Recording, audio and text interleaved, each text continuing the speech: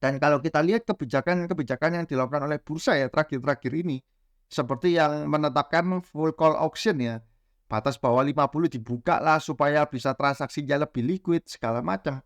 Sebenarnya hal-hal itu mereka lakukan hanya untuk kepentingan bisnis ya guys. Jadi bukan untuk melindungi investor malahan. Saya bisa bilang seperti itu, hanya murni untuk kepentingan bisnis. Be phenomenal every day. Tahun ini Bursa Efek Indonesia rencananya akan meluncurkan fitur short sale lagi ya. Di mana fitur short sale ini itu fitur di mana kita bisa menjual saham tanpa harus memiliki sahamnya terlebih dahulu. Contohnya misal kita ingin menjual sahamnya BRI ya. Kita nggak perlu buy BRI dulu, kita bisa langsung short atau jual. Nah tentu short sale ini harapannya adalah ketika saham yang di short itu akan terus turun. Sehingga apa? Sehingga ketika harganya turun, pelaku short sale ini membeli kembali di harga yang lebih rendah, kemudian mengembalikan barang yang dipinjam untuk di shortnya itu. Nah, fitur short sale ini memang ada pro dan kontra. Kalau teman-teman perhatikan di Korea Selatan pun ada berita bahwa Korea Selatan ancam penjara seumur hidup pelaku short sale saham ya. Karena dianggap bisa menjadi manipulasi di dalam dunia saham.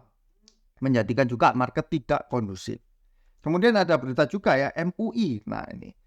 MUI tegaskan transaksi saham short sale haram hukumnya karena dianggap masuk ke bai'ul ma'dum kalau saya nggak salah ya. Artinya objeknya itu tidak jelas. Nah, karena saham yang mau dijual itu belum dimiliki.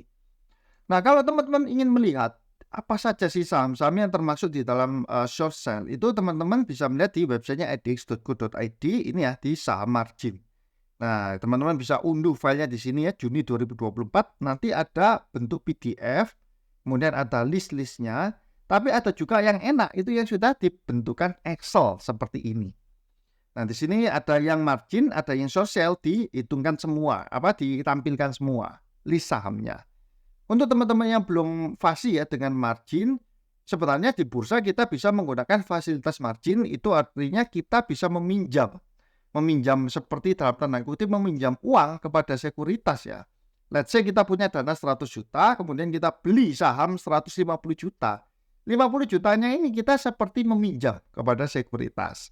Nah nanti tentu ada perhitungan bunganya kalau tidak di sell di hari yang sama ya. Kalau kita beli pakai margin di hari itu, kemudian kita sell di hari yang sama, itu tidak kena bunga.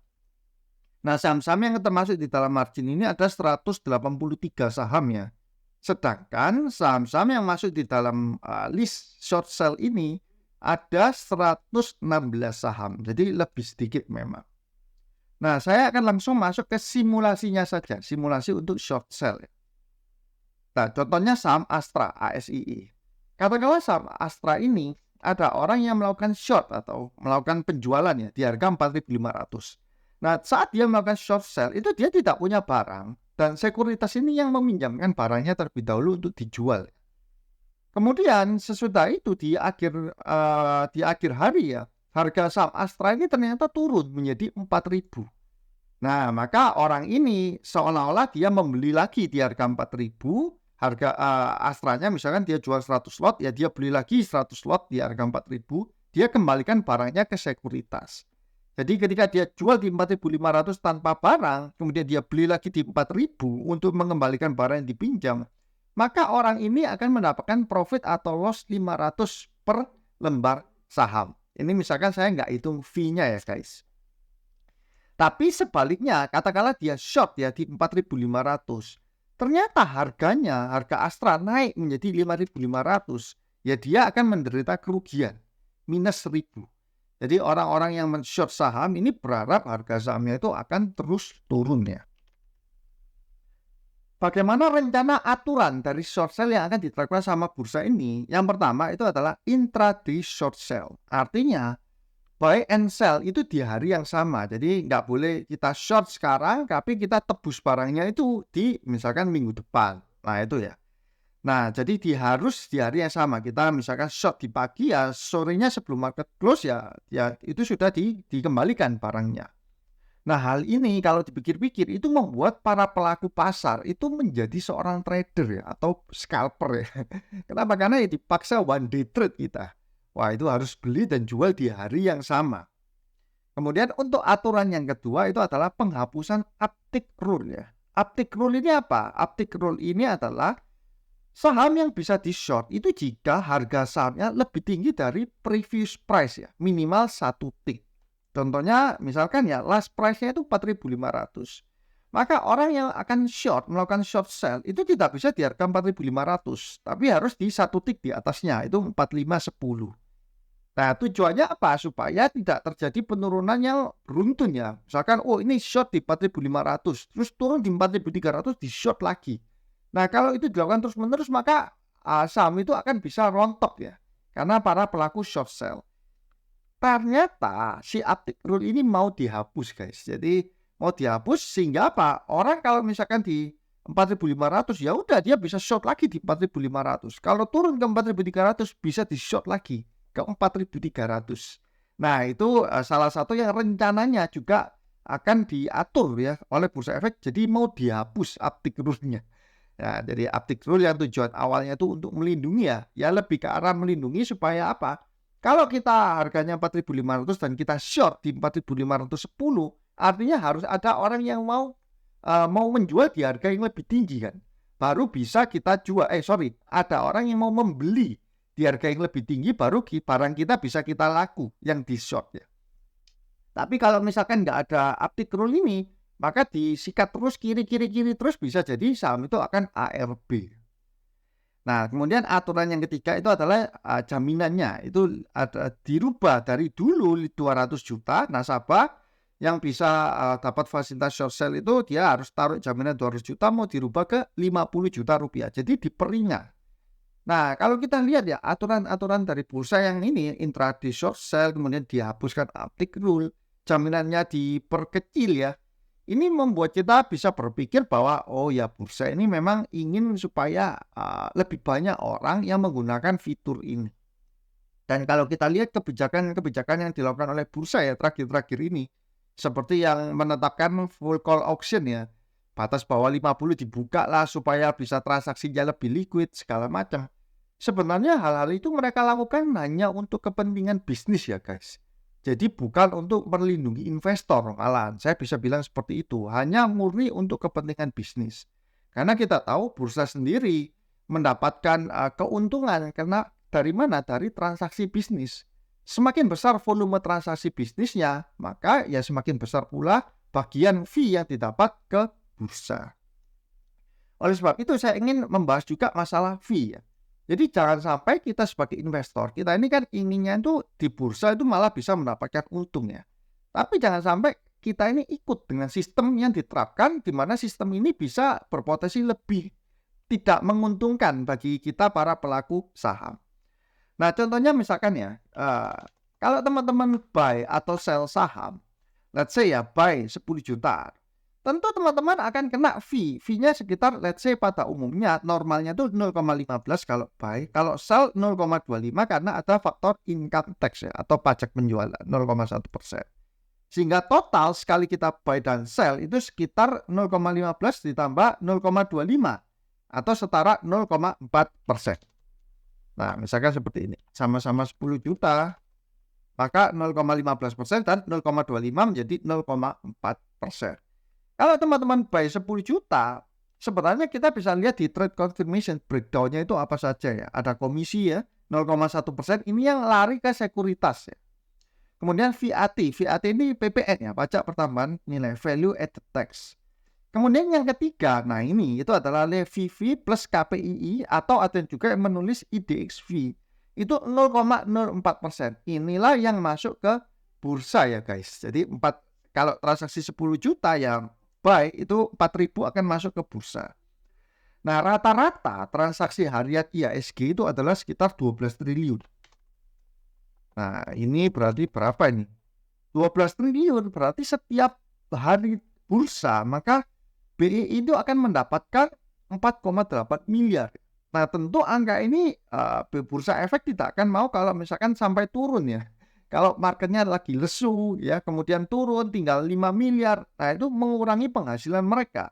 Maka mereka akan menerapkan aturan-aturan yang juga arahnya itu untuk kepentingan bisnis. Jadi kalau teman-teman semakin banyak bertransaksi, sebenarnya yang bikin kaya itu adalah bursa dan sekuritasnya ya, bukan dari sisi investornya. Nah, teman-teman bisa bayangkan ya, sebenarnya 0,4% itu menurut saya kita bisa bilang, oh kok kan kecil, kok cuma 0,4%, nggak sampai 1%. Nah, sebenarnya itu juga nggak kecil-kecil amat. Kalau kita di bisnis konvensional, katakanlah kita dikasih modal ya, 100 juta lah, let's say 100 juta. Kita bisa mencetak untung atau profit dari 100 juta itu misalkan 1% per hari, itu saja sudah hebat luar biasa, sudah ciamik. Nah, kalau kita terapkan di saham, orang bertransaksi 100 juta ya, misalkan dia buy dan sell ya 100 juta, maka fee-nya itu kan 0,4% atau setara dengan 400.000. Jadi fee-nya itu menurut saya kalau kita compare dengan bisnis konven itu sudah sangat besar secara fee. Nah, bursa dan sekuritas tentu ya suka-suka saja. Mereka kan nggak peduli ya dengan investor ini mau untung mau rugi, mereka tetap akan dapat profit dari fee-nya. Oleh sebab itu, kalau kita dengan aturan yang short sell intraday ini dipaksa untuk, wah yang mau short ya dalam satu hari ya harus lepas ya. Artinya kita akan semakin banyak bertransaksi. Nah, jadi kita jangan mau ya dibawa ke permainan seperti itu. Teman-teman harus ingat, fee ini sangat besar, apalagi kalau kita terus daily transaksi ya. Nilainya kelihatannya kecil 0,4%, kalau itu terus dilakukan, ditumpuk, bisa-bisa modal kita itu akan tergerus karena kita harus membayar fee. Loh kok, tapi kalau untung kan nggak kerasa fee-nya. Ya memang kalau misalkan kita dalam setiap trade itu selalu untung. Tapi kenyataannya kan tidak seindah itu kan. Jadi kadang ada trade ya, apalagi seorang trader itu ada trade yang pastilah ada loss, ada profit, ada loss, ada profit. Itu tidak ada yang tahu pasti ya untuk kemenangan atau profit loss-nya. Tapi yang bisa dipastikan adalah fee itu akan tetap dibayar. Jadi yang pasti itu adalah fee, yang tidak pasti itu investor untung atau rugi. Ya itu, makanya kalau kita menggunakan secara fundamental atau value investing, kita kena fee ini hanya sekali saja.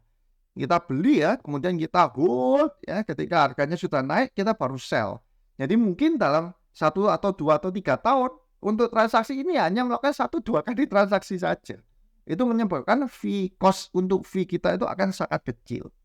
Nah, saya juga agak tertawa ya kalau misalkan melihat ada orang-orang yang membanggakan ya. Misalkan nih ada perlombaan untuk orang atau trader dengan volume transaksi terbesar. Nah, sebenarnya itu bukan suatu penghargaannya. Kenapa? Karena ya tidak ada artinya gitu loh. Trader volume transaksinya besar, ya sama seperti halnya tadi, itu hanya akan menguntungkan bursa atau menguntungkan dari sekuritasnya. Bukan berarti orang ini hebat karena volume transaksinya besar, nggak ada hubungannya. Orang yang hebat, investor yang hebat itu kalau kita lihat selama jangka waktu panjang, dia rata-rata ya, kinerjanya, CAGR-nya, itu bisa let's say 30%, 25% seperti yang Warren Buffett lakukan. Bukan yang volume transaksi itu semakin besar. Mungkin ada juga yang berpikir ya bahwa dengan adanya aturan short sell ini, maka market kita itu akan hancur ya, akan rontok. Wah, akan merah terus, makin banyak saham-saham yang ARB segala macam.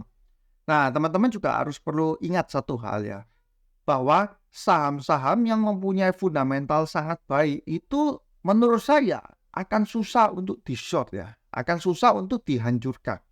Kenapa? Let's say ada perusahaan yang loh dia ini sebenarnya kinerjanya baik-baik saja, labanya juga terus bertumbuh, dia juga ada dividen yang dibagikan ya. Kalau sahamnya ini di short, dihancurkan ya, dari misalkan harga awalnya 1.000 di short terus tinggal let's say tinggal Rp200. Kalau kondisi secara fundamentalnya baik-baik saja, labanya nggak ada masalah, dividennya juga nggak ada masalah, bisa jadi dividen yield-nya itu dia naik menjadi berapa, mungkin puluhan persen ya, belasan persen atau bahkan puluhan persen. Nah kalau seperti itu yang terjadi ya malah investor-investor besar itu akan berebut masuk ke dalam emiten tersebut ya.